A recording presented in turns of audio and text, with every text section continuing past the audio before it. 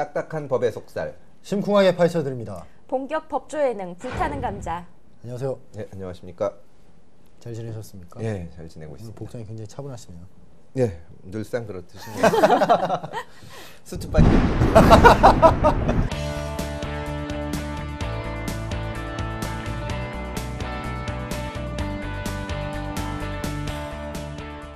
최근에 그 대법원에서 강기훈 씨 유서대필 사건, 많은 분들이 그 이름은 들어보셨을 거예요. 사건명은. 예. 그 사건에 대해서 24년 만에 무죄 판결을 확정해 주셨습니다. 24년 만에, 무려 24년 만에. 그래서 그 사건에 대해서 저희가 좀 자세하게 짚어보고,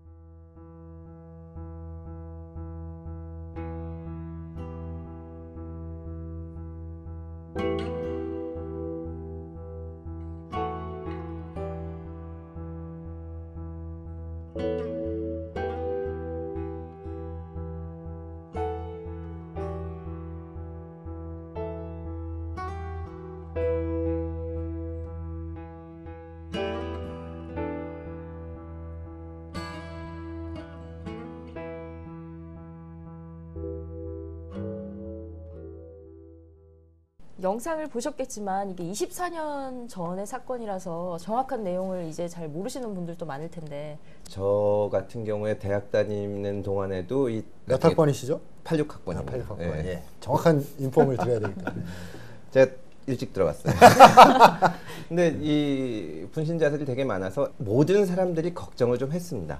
제가 실제로 대학 내에서 집회 있을 때 옆에 서 있다가 분신하는 거를 직접 봤거든요. 그때 모니카 목사님이 와서 그 집회 현장에서 이렇게 재밌게 연설을 하고 계셨는데 학생회관에서 누가 구호를 외쳐가지고 저희가 다 쳐다보다가 몇 번 외쳐서 모니카 목사님이 농담하면서 넘어갔는데 불이 확 올라오면서 떨어졌죠.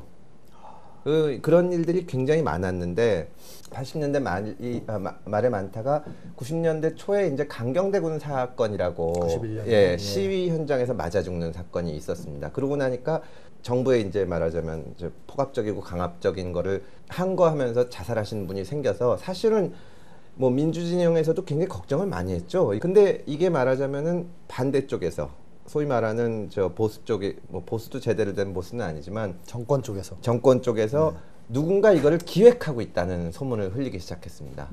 운동권에서 누군가가 이런 죽음의 행렬을 기획하고 이래가지고 계속 그 반정부 세력을 키우고 있다. 그때 이제 굉장히 논란이 됐던 글 중에 하나가 김지아 선생님의 그 죽음의 구판을 걷어치워라. 그게 이제 단순히 젊은이들이 이제 살아서 싸워야지 죽어서 되겠냐 이런 취지라기보다는 약간 정부 쪽의 논리에 치우치지 않았냐는 그게 있었고, 그 다음에 또 서강대 박홍 총장님이 굉장히 이거 뭐 누군가 기획하고 있다는 말씀을 많이 하신 가운데 이 사건이 터져 나온 겁니다. 말하자면 김기설이라는 분이 또 자살을 했는데, 김기설 씨가 자살하면서 썼다는 유서가 김기설 씨가 쓴 것이 아니라 사실은 강기훈이라는 사람이 써준 거다. 그러니까 옆에서 자살하도록 부추겼다는 거죠. 도덕적으로 보면은 정말 그 당시 민주화 운동에 큰 타격을 줄 수 있는 겁니다. 유서를 대신 써줬다는 거는 인간으로서 있을 수 없는 일이니까 그래서 굉장히 이 사건으로 당시 타격을 받고 강기훈 씨가 구속돼서 징역 3년을 선고받고 만기 출소를 합니다.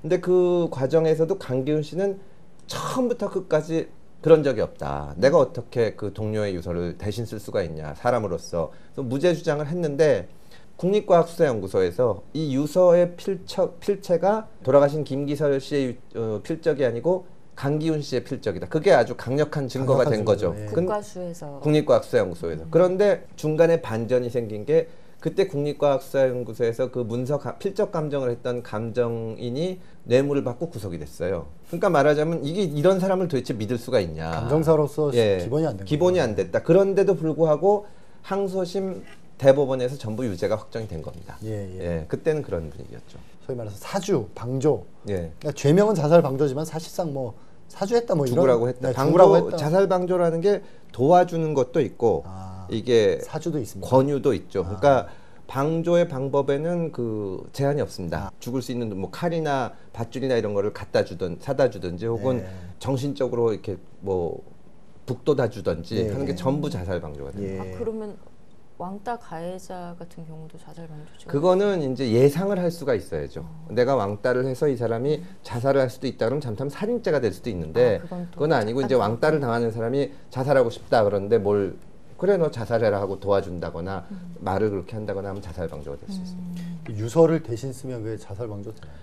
그건 된다고 봐야죠. 아, 예. 되나요? 예, 그 자체는 된다고 봅니다. 필적 감정에 지금 우리가 봐야 될 게 유서에 써 있는 필적이 강기훈 씨 필적인가 대필했다는 그게 이제 이 강기훈 씨 쪽에서는 아니다라고 했고 국과수에서는 그렇다고 했는데 형사소송에서는 무죄를 입증하면 되는 거니까 김기설 씨의 유서라고 남겨진 거에 필적이 강기훈 씨라는 합리적 의심을 넘어선 강력한 증거가 없으면 무죄를 써야 되는데 오히려 법원 쪽이나 검찰에서는 김기설의 필적이라는 증거를 대라 이렇게 된 거고 그게 계속 잘 안 된 겁니다. 분명히 내가 쓴 게 아닌데도 돌아가신 분의 유서가 그분이 쓴 건지 아닌지 확실하지 않다는 이유로 제가 죄를 뒤집어 써야 되는 뭐 그런 상황. 논리적으로 말이 안 되는데 결과적으로 보면 그런 식으로 진행이 된 거죠. 왜냐면 내가 안 썼다고 주장하고 내 글씨랑 다르다고 해서 주장하는데 안 받아주니까. 이 필적 감정을 할 때는 시필이라는 걸 합니다. 시필. 그러니까 제 글씨체가 문제가 되면 법원에서 판사가 본 앞에 쓰는 거죠. 그럼 이게 제 글씨체니까 문제된 거랑 같냐. 이게 근데 시필할 때 조작을 할 것 같으면은 그 사람이 평소에 쓴 글씨를 구해야 되는데 참 어렵습니다. 왜냐면 이게 진짜 쓴 건지 몰라서 제가 겪은 사건 같은 경우에는 해외여행 갈 때 출입국 이거 신고서 쓰잖아요. 그거를 쭉 모아서 본 적도 있어요. 그건 본인이 보통 쓰니까. 그렇죠. 예, 근데 이때는 김기설 씨 필적이라고 이제 강기훈 씨 쪽에서 이건 김기설이 쓴 게 맞다고 하는데 검찰에서는 그건 김기설이 쓴 게 아니다. 그것마저 조작이다. 그때는 이게 지금이랑 비교하면 법원과 검찰의 시각 자체도 되게 많이 달랐던 겁니다. 그러니까 그 무죄라는 사람이 오히려 무죄까지 입증을 했어야 되는 거니까 변호인이나 이 피고인 측의 잘못이라기보다는 그걸 좀 안 받아준 거예요. 그러니까 김기설 씨가 돌아가셨기 때문에 시필을 할 수가 없는 거예요. 그렇죠. 그때 당시에 그 수사를 서울지검 강력부에서 했죠.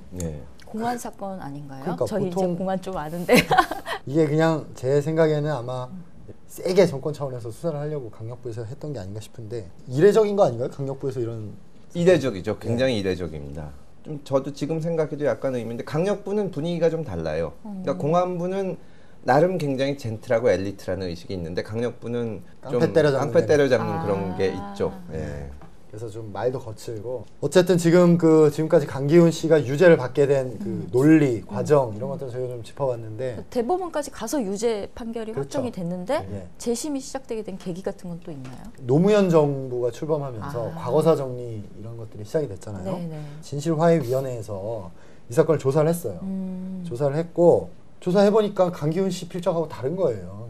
다르다고 이제 7군데 감정기관에서 답이 나왔기 때문에 이 국과수를 포함해서 7군데? 국과수도 그렇게 결과를 국과수는 나중에 냈죠. 먼저. 그러니까 어쨌든 2007년에 재심을 권고를 했고 그래서 그 권고에 따라서 강기훈 씨가 2008년에 재심 청구를 했죠.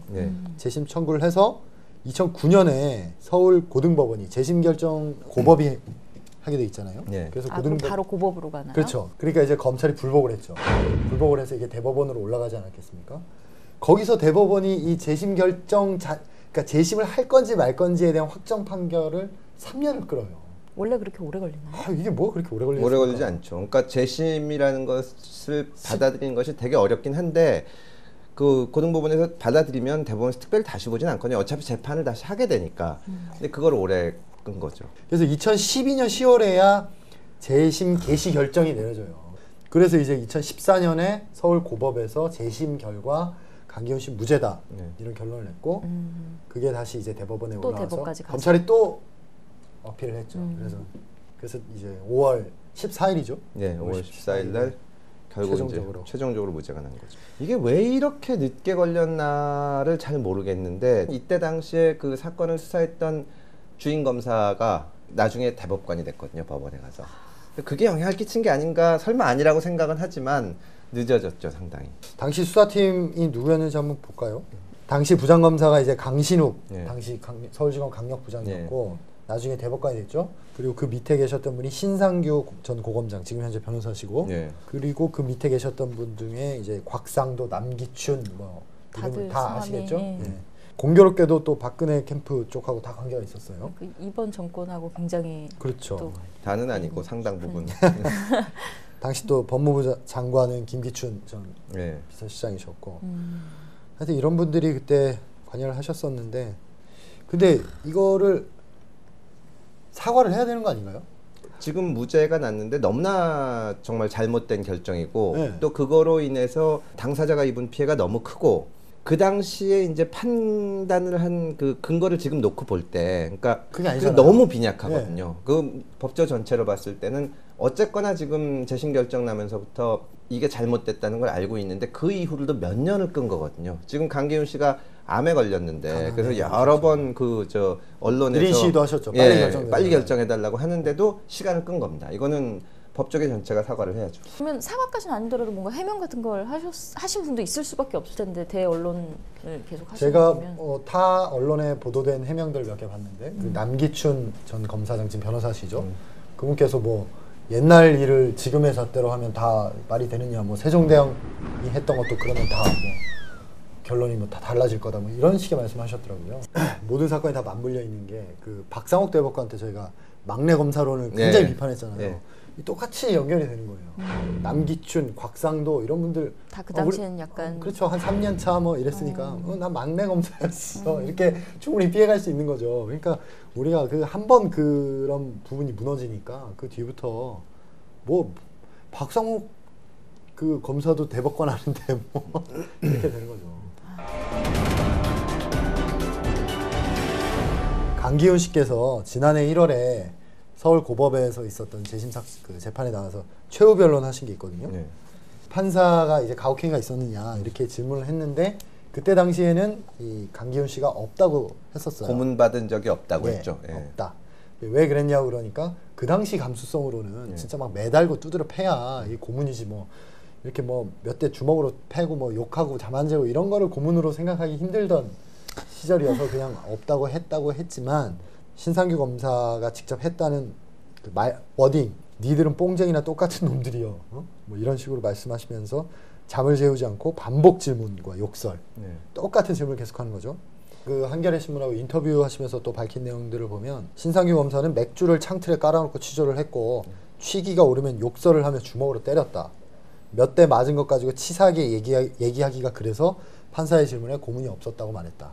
그런 식으로 이게 이제 그러니까 지금 보면은 그 지금도 피의자 신문 받을 때 변호인이 옆에 앉아 있는데 관여를 못하게 하거든요. 우리나라 검찰에서. 그러니까 제지를 하거나. 뭐 그러니까 뭐 그 질문은 아까 물어본 건데 왜 또 물어본 겁니까? 하면은 수사 방해한다고 쫓겨납니다. 아 진짜요? 이 시절에는 제가 아는 그 검찰 선배 중에 하나가 왜 변호인이 피의자 옆에 앉으면 안 되냐고 논문을 쓰는 분도 있어요. 안 된다고? 안 된다. 그러니까 이런 게 실제로 행해지고 있는데 그때는 이 강기훈 씨마저도 법정에서 내가 고문당하지 않았다고 하지 않습니까? 그러니까 검사들이 조사하면서 너는 뽕쟁이나 똑같아. 이 빨갱이 같은 놈아 하면서도 고문이 아니라고 생각하는 겁니다. 그렇죠. 잠도 안 재고 물어보고 또 물어보는 게 수사 기법이라고 생각하는데 그러니까 그때 그 수사의 상황이라는 게 짐작이 되잖아요. 그 평범한 그 대한민국 청년이 난데없이 이런 검사실에 들어가가지고 3일 밤낮을 못 자면서 이렇게 하면은 제대로 된 그렇죠. 그리고 그 이제 방어권 수사를 받는 자기의 혐의가 그냥 일반적인 뭐 시위했냐 안 했냐 이런 것도 아니고 그 옆에 있는 사람이 죽었는데 네가 유서 대신 써서 죽으라고 하지 않았냐. 이건 정말 심각한 거죠. 그렇죠. 제가 그분들한테 꼭 그 읽어드리고 싶은 그 강기훈 씨가 인터뷰에서 밝힌 내용이 있는데 20여 년간 거의 하루도 빼놓지 않고 기억난다. 업무 중에도 대화 중에도 식사 중에도 꿈에서도 무한 반복한다. 이렇게 말씀하셨는데 진짜 이거 저희가 도저히 가늠할 수 없는 고통이고 그렇죠. 네. 지금 심지어 이제 그 간암 거의 또 재발하셔가지고 굉장히 지금 건강이 힘드시다고 힘든 상황이라고 들었는데 제발 진짜 본인들이 당시에는 뭐 그렇게 판단을 했다 손 치더라도 지금 사법부에서 이렇게 사법부의 공식 절차를 통해서 무죄 판결이 났으면 도의적으로라도 좀 사과의 말씀하셨으면 좋겠습니다. 저도 그렇습니다. 합니다. 많은 사람들이 우리 법조의 가장 큰 수치스러운 사건 중에 하나라고 얘기를 하고 이건 그러니까 판사나 검사가 오판을 하더라도 처벌 안 합니다. 기본적으로 손해배상도 안 해요. 왜냐하면 그래야 용기 있게 판결을 할 수 있는데 그만큼 무거운 책임이 있는 거거든요. 그러면 이 정도로 잘못해서 한 사람의 인생이 이걸로 완전 끝장난 건데 그러면 당연히 사과해야 되지 않나 생각합니다. 두 번째로는 저희가 성완종 리스트 수사를 5번째로 한번 다뤄보도록 하겠습니다. 검찰이 최근에 이완구 전 총리와 홍준표 경남도지사를 불구속 기소하는 것으로 발표를 했죠. 제가 휴가를 가 있어서 사실 이쪽 상황을 많이 못 챙겨봤는데 이완구 전 총리 소환되는 것은 굉장히 관심이 있었는데 어떻게 뭐 유의미한 결과가 나왔나요? 평행을 벌였겠죠. 네. 뭐 속에 있지 않아서 모르겠지만 본인은 아니라고 하고. 근데 약간 주목할 만한 부분이 14일 오전 10시에 출석하셔가지고 15시간 조사받고 자정 넘어서 한 새벽 1시쯤 가셨고요. 주요한 조사 대목이 이제 성완종 전 회장하고 독대를 했느냐 그 기간에. 왜냐하면 독대할 때 돈을 줬다고 했기 때문에 독대 여부가 있느냐는 사실하고 회유, 자기 측근들을 통해서 성완종 전 회장의 측근들을 회유했는지 이 두 가지 정도가 이제 조사의 주요 포인트였는데 뭐 회유는 뭐 당연히 안 했다고 했을 거고요. 독대 여부에 대해서 기자들 앞에서 이건 한 얘기입니다. 선거 와중이라 잘 기억이 안 난다. 아니라고 처음엔 얘기했죠. 그러니까요. 톤이 바뀌었어요. 그러니까 처음에 말을 하는 게 바보. 처음 잘 모른다고 했다 전화기 200통. 독도 안 한다고 했다 그러고 초등학생들이 이렇게 보고 있으면 누가 어쩌나. 쟤야 할 거. 지금 초등학생에 비유하신 건가요? 아니 그러니까 초등학생들이 심판을 본다면. 네. 그래서 저도 요렇게 말씀하신 거 딱 보고 이분이 참 안타깝다. 좋은 변호사를 안 써서 그래요. 그러니까요. 근데 뭐 이완구 전 총리는 어차피 혐의를 받는 게 지금 3천만 원이니까 유죄 확정돼서 한 벌금형 정도를 예상하더라고요. 그렇죠. 뭐 그거는 형량 받은 액수도 형량하고 큰 상관이 있는 거죠? 액수하고 이제 뭐 정황. 그 예를 들어서 뇌물 같은 경우도 대가성이 얼마나 강력한지 그런 거를 보는데 일반 불법 선거 자금이고 3천만 원 정도면 크게 중형이 선고될 거라고 보이진 않습니다. 일반적인 이제 경우에 맞춰 볼 때. 이완구 전 총리 같은 경우에는 뭐 불구속 기소할 수도 있다고 생각하는데 홍준표 지사 불구속 기소 어떻게 평가하십니까? 저는 참 납득이 안 갑니다. 납득이 안 갑니다. 그건 액수도 많고 홍준표 지사까지 정확하게 연결고리가 인정이 되는지는 모르겠지만 주변에서 누가 받은 걸로 하자 뭐 이렇게까지 아주 구체적으로 회유하는 진술까지 나왔으면 당연히 구속 사유가 되지 않을까 싶습니다. 좋은 변호사를 썼나? 그러니까 이런 그 녹음 파일이 있거든요. 돈을 전달했다고 돼 있는 그 윤아무개 전 경남기업 부사장 그분에게 홍준표 지사의 측근이 전화를 해서 일로 준 걸로 하지 말고 딴 데로 준 걸로 하자. 우리 다 얘기가 됐다라고 얘기한 걸 이분 녹음을 하셨어요. 우리 다 얘기가 그러니까 됐다고. 이 홍 지사 대신 받은 걸로 말하자면 방패막이를 할 사람하고 얘기가 됐다. 그게 홍 지사의 보좌관 출신이거든요. 그거를 홍 지사 측에서는 그건 홍 지사가 모르게 이 사람들만 했다는 건데 누가 믿습니까? 초등학생들한테 한번 보여주면 거짓말이야 이게 그럴 가능성이 매우 높다고 생각합니다. 그래서 그런 훌륭한 정황 증거가 그러게요. 있는데 뭐 왜 구속영장 청구를 안 하는지 모르겠다. 계속 이런 식으로 증거를 바꿀 수가 있는 건데 더 큰 무거운 대선 자금을 잘 수사하려고 그러는 게 아닐까 하는 생각이 들지는 않지만 전혀 아닙니다. 대선 자금 수사 말씀하셨으니까 얘기를 해보죠. 안 하느냐 못 하느냐라는 이제 질문을 해볼 수 있잖아요. 근데 제가 보기에는 안 하는 것 같습니다. 왜냐하면은 꽤 중요한 진술이 하나 보도가 이미 된 게 있거든요. 보도가 됐었죠. 예. 경남기업에서 재무 담당을 오래 하셨던 한아무개 이분도 부사장입니다. 그분이 김아무개 언론인 출신 새누리당 부대변인을 하셨던 분이 있습니다. 그분이 대선 때 그 박근혜 캠프 그 선거 캠프에 있었거든요. 근데 성완종 회장의 지시로 그 한 부사장이 2억을 마련해서 그 캠프에 전달한 게 아니라 찾아왔대요. 그 김 씨가 찾아와서 2억을 줬다고 아주 오래전에 검찰이 진술했어요. 진술했는데 뭐 그러면 당연히 이 사람 불러서 조사를 해야 될 거 아닙니까? 아직 불러서 조사도 아직도 안 해요. 아직도 뭘 했는지 모르겠는데 안 한 것으로 알려져 있습니다. 별로 이분에 대한 수사 의지가 근데 이거는 명백히 나온 건데 안 하는 게 말이 안 되는 것 같거든요. 그리고 어차피 수사 결과 발표는 해야 될 텐데 그러면 결론을 내줘야 되지 않습니까? 그렇죠. 한 누구는 줬다고 하지만 뭐 김 누구가 안 받았다거나 뭐 증거가 없다거나 그렇게 할 겁니다. 지금 이제 수사 결과 발표를 해야 되잖아요. 네. 두 분을 기소했으니까 그 어쨌든 말씀하신 대로 나머지 리스트에 나오는 6명 있잖아요. 네. 이 6명에서 어떤 식으로든 결론을 내야 되거든요. 뭔가 하기는 했는데 안 그렇죠. 됐다는 얘기를 해야 될 거 아니에요. 그런 작업을 지금 하고 있는 것 같아요. 알리바이를 만드는 거죠. 김 씨는 불렀겠죠. 설마 안 불렀겠어요. 이렇게 얘기까지는. 나중에 어쨌거나 부를 겁니다. 여기는. 그렇죠. 예, 이건 수사 만약에 뭐 해명을 해주건 어쨌건 불러서 김 씨의 주장을 정리하지 않으면 발표를 할 수가 없거든요. 그렇죠. 우리가 조사를 안 했다고 할 수는 없으니까 야당에서는 특검 가자고 주장을 하겠죠. 그렇죠. 근데 특검에서 밝힐 수 있으려면 이 김 씨가 됐건 누가 됐건 사람들이 이거 가만히 있다가는 다 발각나겠다는 분위기가 느껴져야 되는데 제가 초반에 얘기한 것처럼 검찰이 이렇게 한번 정리를 해줬을 때 가만히 있으면 그냥 넘어가겠구나 싶으면 어려워지는 겁니다. 지금 야당이 워낙 잘하고 있어가지고 이게 과연 이럴 땐 홍준표 경남지사가 좀 활약을 해주시면 좋은데 얼마 전에 뭐 대선 자금 가방에 포장하는 걸 봤다는 식의 증언도 한번 보도가 나온 적이 있는데 그 말씀을 잠깐 드릴까요? 그게 난데없이 쑥 튀어나온 주장입니다. 박주원 씨라고 뭐 이거 시장까지 하셨던 분이니까. 저는 안산시장 출신이시고요. 홍준표 지사를 돕는 쪽이다 이렇게 이제 언론에서 보고 있죠. 이분이 이제 난데없이 언론을 만나서 자기가 성완종 회장하고도 굉장히 오래 알고 지냈는데 대선 때 성완종 회장이 내 여의도에 있는 사무실에 와가지고 요만 가방에 한 2억씩, 1억씩, 3억씩 이렇게 포장하는 작업을 했고 그거를 나중에 뭐 누구한테 줬다는 식으로 자기한테 얘기를 했다 이런 얘기를 하셨어요. 근데 검찰에서는 뭐 신빙성이 아주 떨어진다 뭐 이런 식으로 일축하더라고요. 검찰이 수사를 못하는 건지 아니면 안 하는 건지 참 답답하네요. 그러니까 이게 지금 서초동 기자들 사이에서 나오는 얘기가 늘 검찰이 스마트 수사, 환부만 도려내는 수사 이런 얘기 많이 하잖아요. 이제 성완종 회장한테도 이제 소위 말해서 그런 수사를 안 하다가 이제 일이 커진 건데 왜 리스트 수사만 스마트 수사를 합니까? 그러니까 이 수사 자체가 무슨 대단히 절차적으로 잘못됐다거나 그런 건 아닌데 굉장히 절제하면서 수사를 하고 있죠. 누가 봐도 형평이 안 맞거든요. 그 옛날에 성완종 회장 자살하기 전에 경남기업 그렇게 탈탈 털던 거에 비해서 지금 이거 하는 거를 정당한 수사라고 하기가 참 어려울 것 같습니다. 특별사면 의혹, 이 부분도 검찰이 뭐 법무부에 특별사면 관련 자료를 받고 그런 식으로 해서 뭐 수사를 진행한다 이런 식으로 보도가 나오긴 했는데 마지막에 정리하기 위해서 그렇죠. 수사 발표에서 들여다봤는데 별거 없었다 쭉쭉쭉 하는 그런 거지. 그래서 뭐 성완종 사건은 약간 마무리가 되는 분위기긴 한데 최종적으로 결론이 나오면 쭉 라운드업을 하는 그런 기회를 한번 가져보도록 한 번쯤 반전이 있었으면 좋겠네요. 김원철 기자는 서초동에서 활약하시고 저희는 여기서 또 둘이 잘해보겠습니다.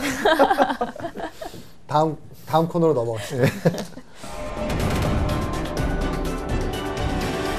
연일 사연이 쇄도하고 있습니다. 방송사 정상 질문을 다 소개해드리지 못하는 점 양해 부탁드릴게요. 이번 질문은 굉장히 전문적인 용어를 써가며 주셨는데요. 안녕하세요. 매주 불타는 감자 잘 보고 있는 시청자입니다.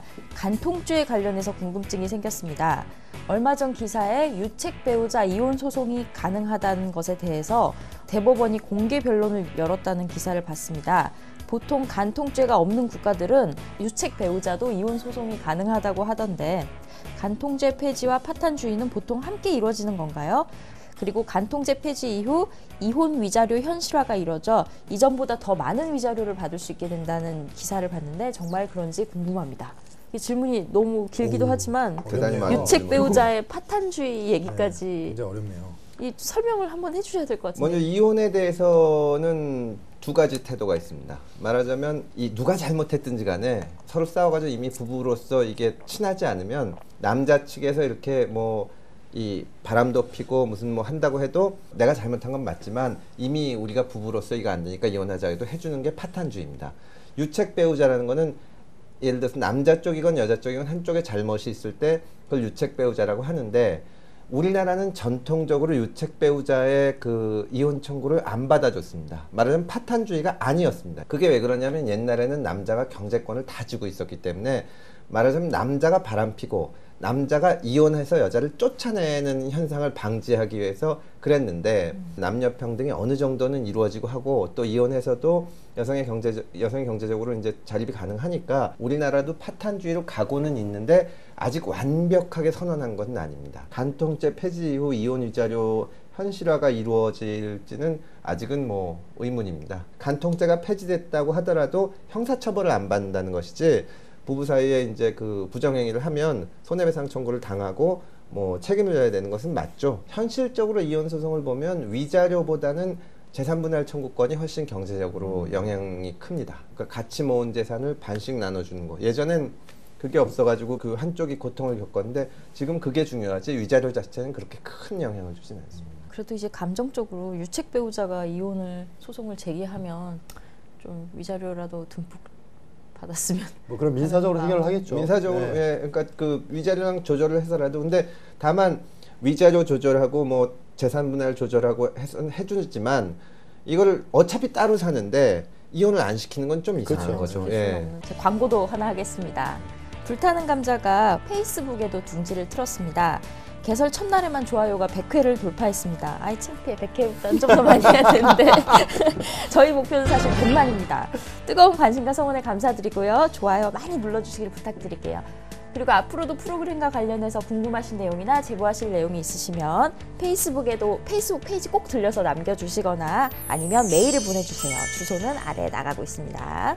다음 시간에는 더 뜨거운 법 이야기로 찾아뵙도록 하겠습니다. 감사합니다.